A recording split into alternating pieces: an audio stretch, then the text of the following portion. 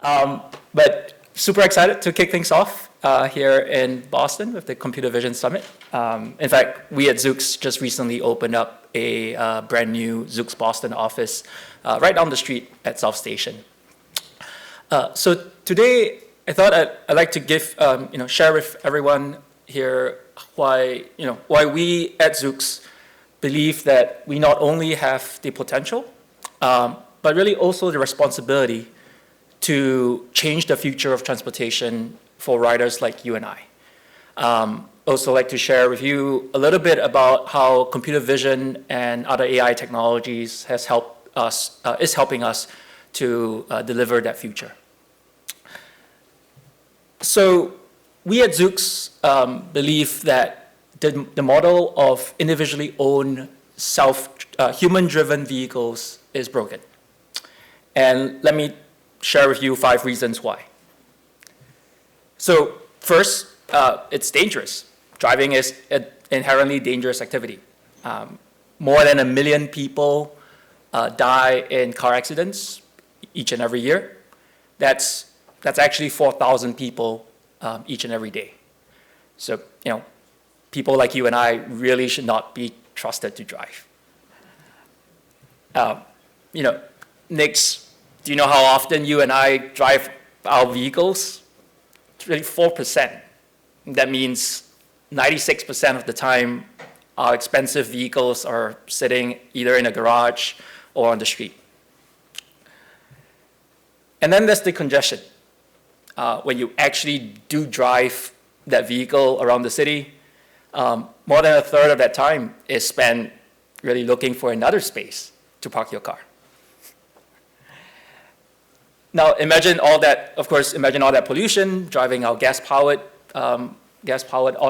automobile vehicles, and really nearly 1/4 of all air pollution comes from ground transportation alone. And then finally, the wasted time. The amount of time that you and I spend driving our vehicles is almost 400 billion hours a year. That's easily trillions of dollars in wasted productivity time each and every year. So from our perspective, at least, this model is really outdated in the 21st century, and we really need to do better. Historically, the ground transportation has evolved from the horse and carriages to today's gas-powered automobiles. In this next evolution, we envision that fully autonomous electric robotaxis will be the future of transportation. Coincidentally, we believe the robotaxis of the future may even look like the carriages of yesteryear. In some ways, as they say, what's old is new again. Of course, we're not the first to try and modernize the automotive industry with AVs. Early attempts at AVs and autonomous driving have focused on retrofitting existing cars with sensors in an attempt to fast-track the development. While it is certainly possible to get some level of autonomy that way, we do not believe that's actually a commercially viable path to production and commercialization. At Zoox, we very much believe in a safety-first approach. Zahid was mentioning the criticality of safety. And in order to have full control, or in order to actually solve the autonomous driving challenge in a safe manner, we believe it is critical to own the entire stack, right? Own the entire AI system. That means all of the sensors, the time synchronization, the monitoring system, and all the AI algorithms. So in late 2020, at the height of COVID, we reviewed our fully autonomous built from the ground up autonomous robotaxi in its natural habitat, downtown San Francisco. Here's what it looks like.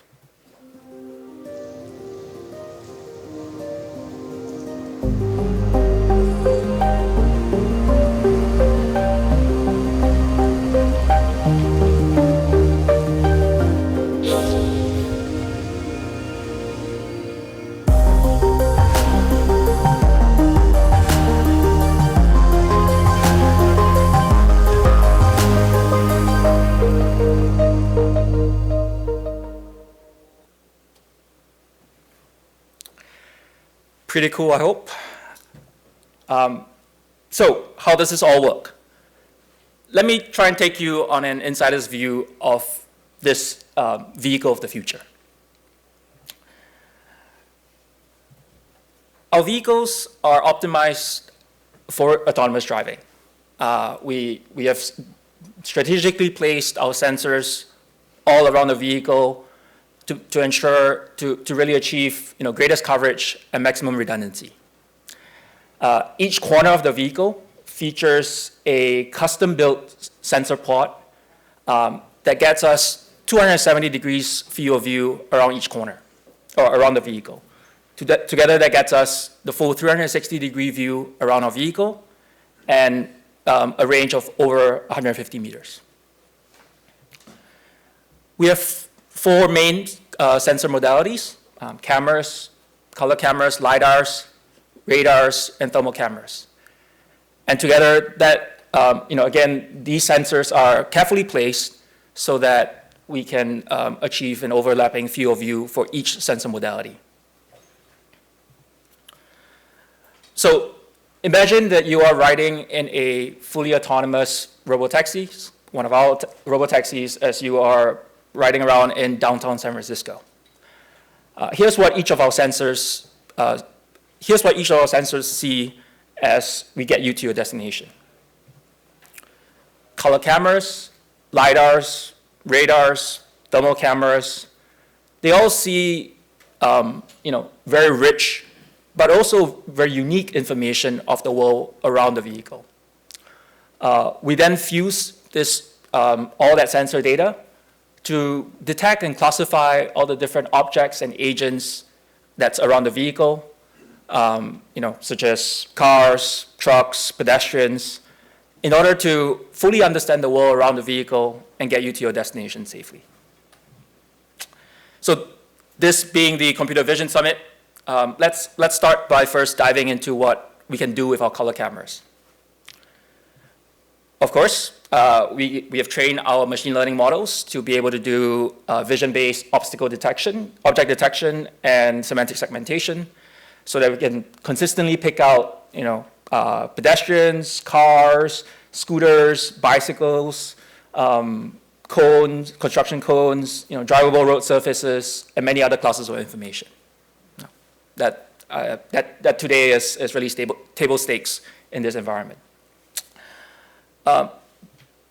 But there's also a lot of other visual cues that we need to be able to understand in order to truly operate in real-world conditions.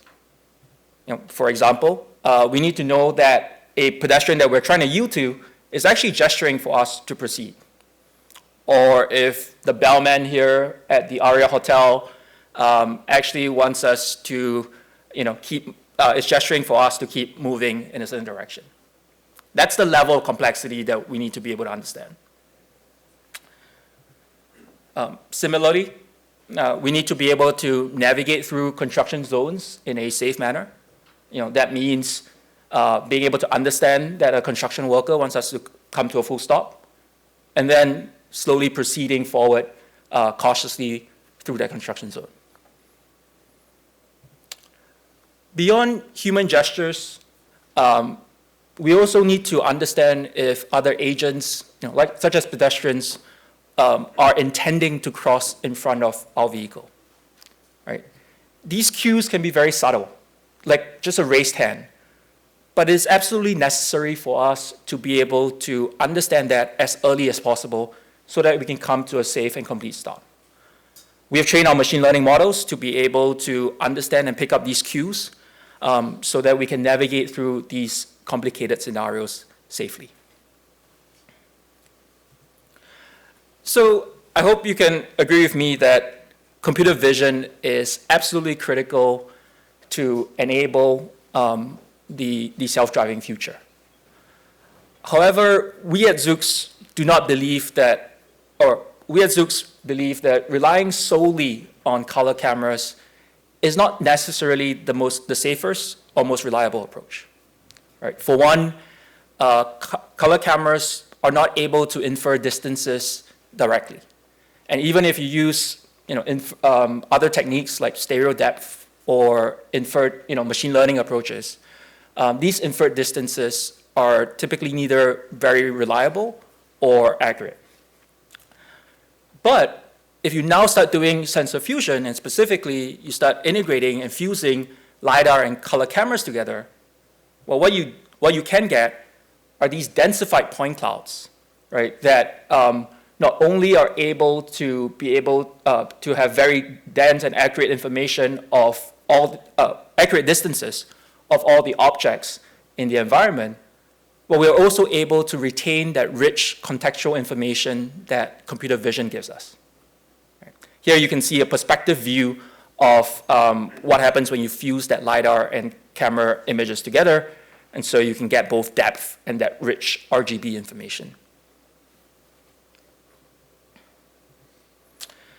Now, speaking of LiDARs, although LiDAR, of course, as you may be familiar, gives us dense 3D view of the environment around us, they also pick up things like steam, fog, and rain, right? And so if you use a naive perception algorithm, the vehicle would be stopping for all of these different elements, and that would be pretty dumb, right? But thankfully, our teams have been able to figure out and train on perception algorithms so that we can filter out these things like steam, fog, and rain, and ensure that we can navigate safely in these kind of inclement weather conditions. The need to handle these long-tail edge cases, like weather conditions, is another reason for our third sensor modality, thermal cameras. Right? Thermal cameras are really valuable for seeing through occlusions, such as steam coming out from manholes, which may obscure the view of some of our agents, like pedestrians. So here you can see thermal cameras, which senses the heat, is able to pick up the pedestrian, as you can see in the bottom left, even as she passes behind the steam.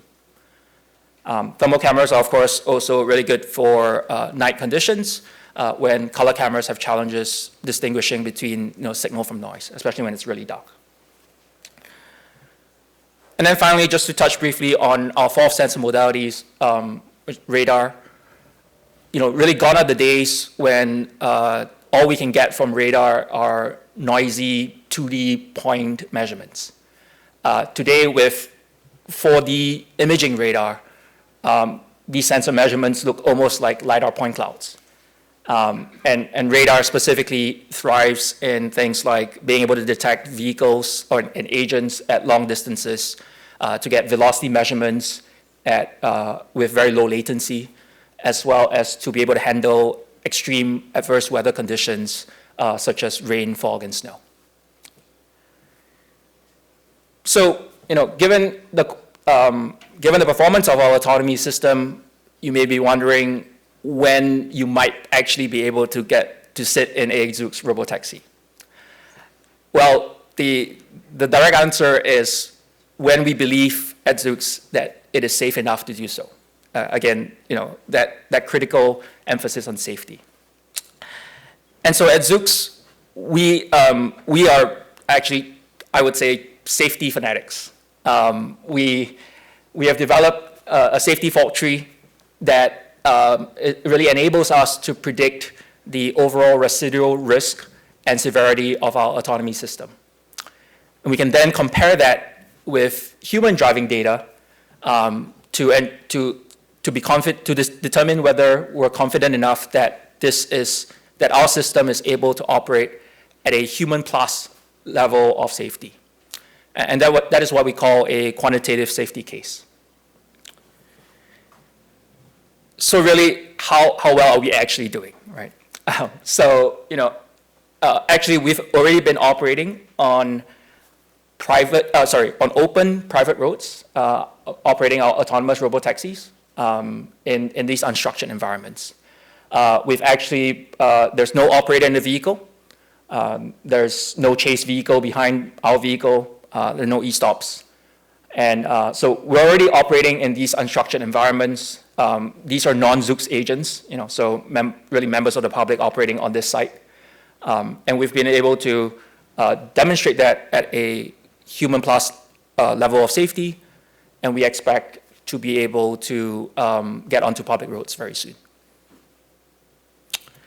So with that, just wanted to conclude that I think the opportunity to really reimagine the future of mobility is, in our opinion, a really exciting opportunity that really in some ways comes once in a lifetime. Yes, as Zahib said, it's taking a little bit longer than what we all expected, but the opportunity to be able to work on that, it's sort of inevitable, and we expect that to come in due course. Ground transportation is really a $1 trillion business just in the US alone. And so, just as a parting note, we are, of course, always looking for the best and brightest to join us on this journey. If this is something that excites you, please definitely reach out and join us for the ride. Thank you.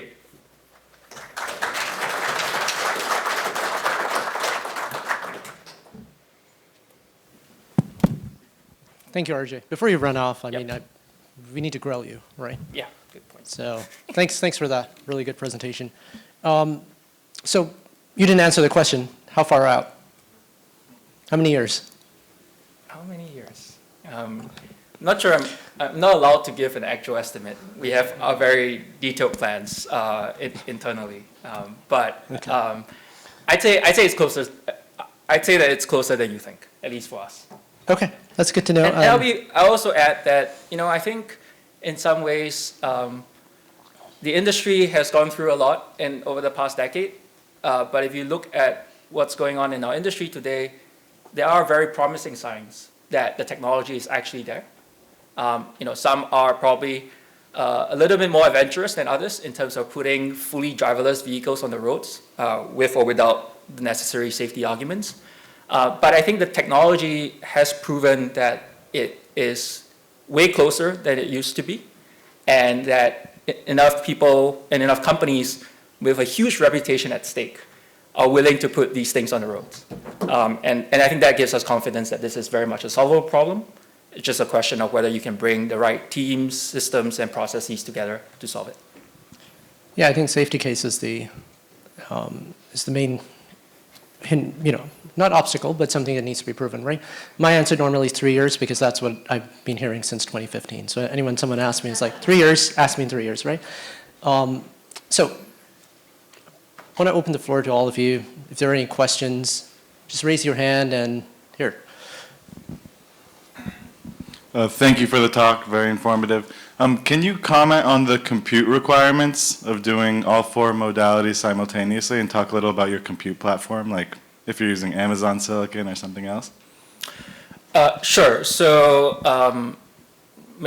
that raises an interesting point. I'll cover it in a few ways. I think the main point here for the robotaxi market, unlike, say, if you're selling a commercial vehicle or consumer vehicle, is that the price points are a bit different in order to make make it a commercial viable business, right? Because we at Zoox, we're really selling rides. We're not selling the vehicle. So our focus is really about, at this point especially, making sure we have all the necessary safety arguments to make that, to be able to get these vehicles on the road safely. Often that means more redundancy, more compute, and all of the above. But again, if you are not as restricted in terms of the BOM or the list of materials, then you can not be as focused on that and really focus on just solving the problem first. Of course, as we get into production and we have our own in-house factory, getting things on the production line, that is of course a consideration. But relative to, say, a consumer vehicle, we're talking about orders of magnitude difference. The final point you mentioned about Amazon, even though we are, as folks probably know, Zoox is a fully owned subsidiary of Amazon, we're very much a firewall from the whole Amazon ecosystem. We are a separate entity, and so there's no requirement or necessity of using any Amazon components or parts. We do what is best in order to solve this problem, in order to open up a new market opportunity for Amazon.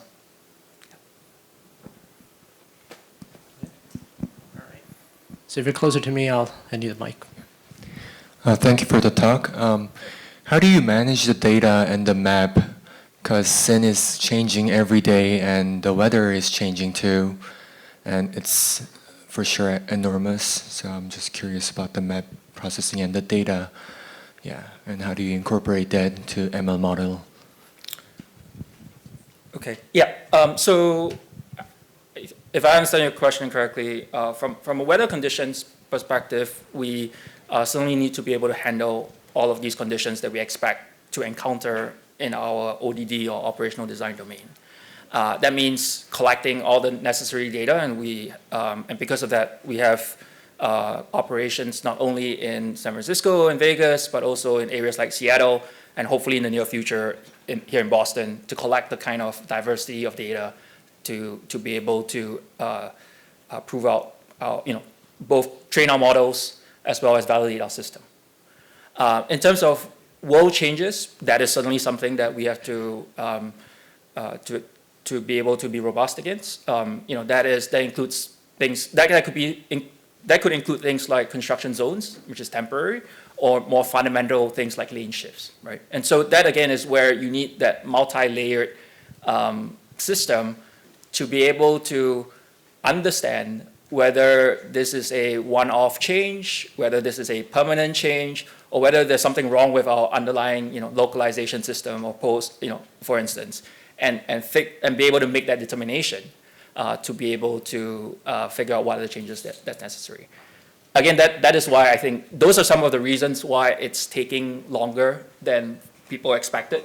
It's not just about doing a one-off demo that everything has been carefully curated, but actually being able to put these things on the roads every day, 24/7, understand changes and get the system to really understand how to react to all of these variety of conditions.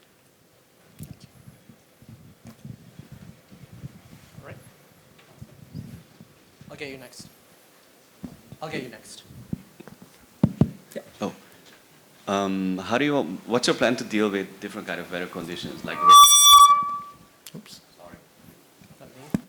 rain and whatnot? I mean, many of your sensors will struggle in that condition. Well, I think as we've shown, if you just use a naive perception algorithm, you're going to struggle in that. But things like rain or fog or steam have very different signatures in even a sensor modality like LiDAR, which typically picks it up. And so you can train your models to be robust to these conditions. And then on top of that, I would say that's where the sensor fusion side of things really helps. Yeah, well, when it comes to like hardcore safety, like functional safety, like you're probably relying on LiDAR. And you don't need to answer that, but you probably don't rely on an AI model has its own uncertainty. Yeah, so from a safety argument perspective, you have to take a multi-layered approach. Functional safety is a component of that safety case. Structured data collection, probabilistic analysis is another one. And over a wide range of collecting your data in the real world environments and collecting your miles and proving that out. That's what we use to make a full quantitative safety case. Because otherwise, if you just use a pure functional safety approach, you're never going to get over some of the challenges that you mentioned. This is, I think, why we've had to almost create our own safety arguments and that safety case that I mentioned, given the unique context that I think this industry is in.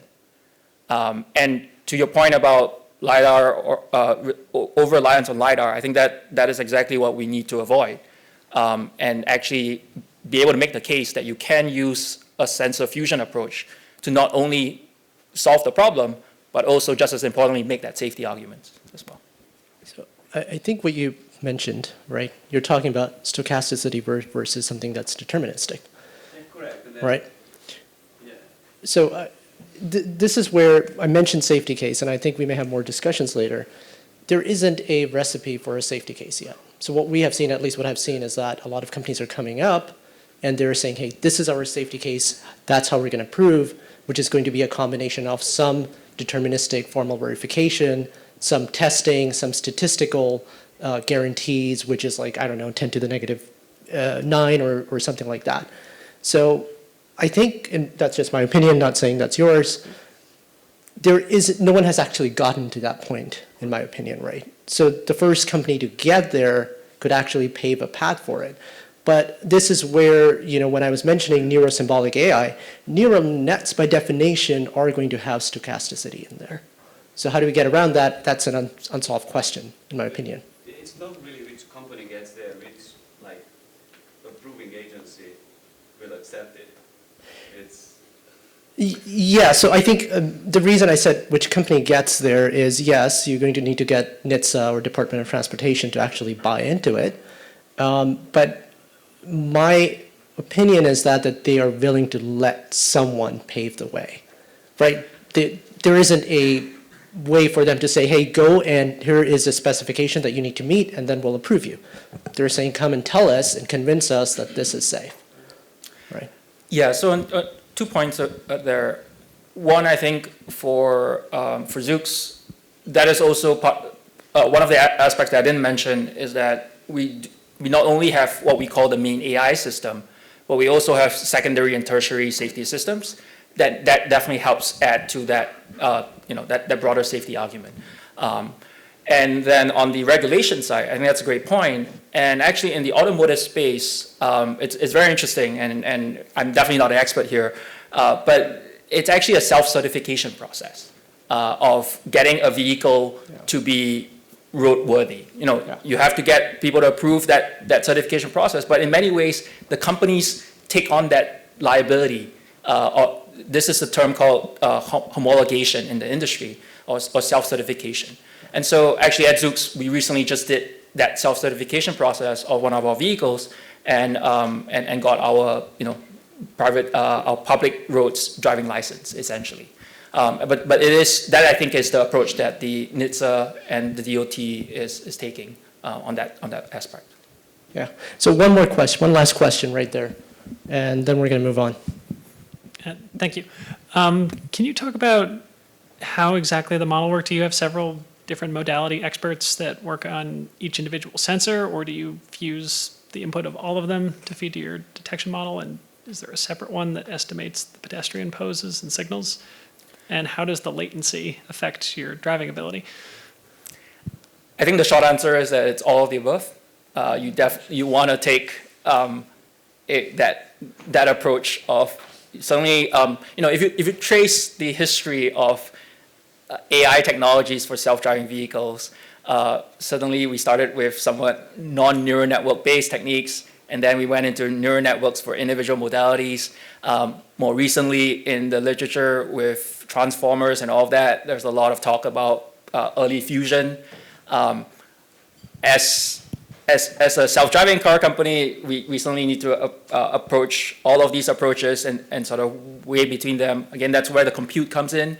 But that also gives you that benefit of the redundancy and all that. So of course, having too many models is not always sustainable, especially to get to a production system. So it's sort of that thoughtful pruning of which approaches to take.